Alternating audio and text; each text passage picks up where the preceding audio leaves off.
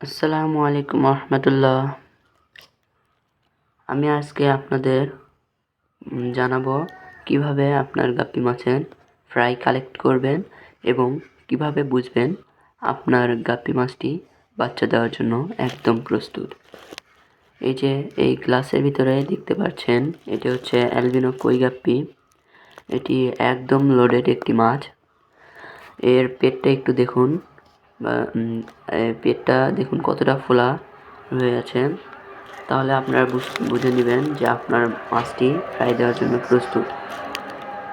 গোল আকৃতির হয়ে আছে এর পেটটা, এবং উপর সাইড থেকে দেখলে আরও সহজভাবে বুঝতে পারবেন। দেখুন এর পেটটা কতটা ফোলা ভাব হয়ে আছে। তাহলে আপনারা বুঝে নেবেন যে আপনার মাছটি বাচ্চা দেওয়ার জন্য প্রস্তুত। তারপর আমি আপনাদের দেখাচ্ছি আপনার মাছ থেকে কিভাবে ফ্রাই কালেক্ট করবেন। এটি হচ্ছে 1 নম্বর পদ্ধতি।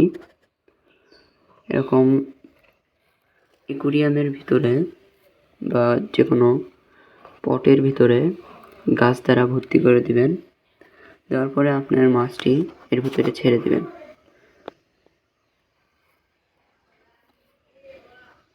তারপরে দ্বিতীয় পদ্ধতি হলো এরকম বয়াম কেটে তার নিচে রবার্টের মাধ্যমে নেটটি লাগিয়ে নেবেন। এরকম একটু বড় ফাঁকাযুক্ত নেট লাগাবেন যাতে বাচ্চাগুলো এর ভিতর থেকে বেরিয়ে যেতে পারে। এর ভিতরে মাছ ছেড়ে দেবেন। তারপরে আপনি 1 দিন পরেই এসে দেখবেন আপনার মাছ বাচ্চা দিয়ে দিয়েছে।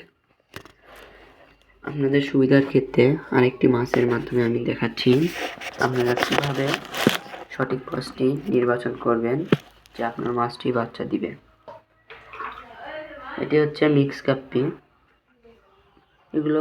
এই মিক্স গাপ্পির ক্ষেত্রে বোঝাটা খুবই সহজ। এই যে দেখতে পাচ্ছেন, এটিও একটি লোডেড মাছ। এটির পেট দেখুন কতটা ফোলা, এবং এর পেটের শেষের দিকে একটু লক্ষ্য করুন, একদম কালো হয়ে আছে। তাহলেই বুঝে নেবেন যে আপনার গাপ্পি মাছটি বাচ্চা দিবে। এরকম সঠিক মাছ নির্বাচনের জন্য আপনারা এই ভিডিওটি দেখুন কতটা ফোলা ভাব হয়ে আছে এবং পেটের শেষে কালো কুচকুচে হয়ে আছে। এবং এরকম নিত্য নতুন ভিডিও পেতে আমাদের চ্যানেলটি সাবস্ক্রাইব করে রাখুন এবং লাইক দিয়ে আমাদের পাশে থাকুন। লাইক সাবস্ক্রাইব দুটাই করে আমাদের পাশে থাকুন। এই দুটি মাছই কিন্তু ফুল লোডেড। তো আপনারা এরকম বা এই পদ্ধতিতে অবলম্বন করলে আপনাদের মাছ থেকে ফ্রাই কালেক্ট করতে পারবেন। আর যখন আপনার মাছটি ফুল লোডেড বা বাচ্চা দেওয়ার জন্য প্রস্তুত হবে, আপনার অ্যাকুরিয়ামের ভিতরে বা হাউজের ভিতরে দেখবেন যে ফিমেলটি বাচ্চা দেওয়ার জন্য প্রস্তুত। সেই ফিমেলটাকে শুধু মেলগুলো ভালো সেই দ্রুত তাড়া করছে। যে মাছটি আপনার বাচ্চা দেওয়ার জন্য প্রস্তুত হবে, যে ফিমেলটি প্রস্তুত হবে বাচ্চা দেওয়ার জন্য, সেই মাছটিকে শুধু মেল মাছ তাড়া করবে। তাহলেই বুঝে নেবেন আপনার মাছটি বাচ্চা দেওয়ার জন্য প্রস্তুত।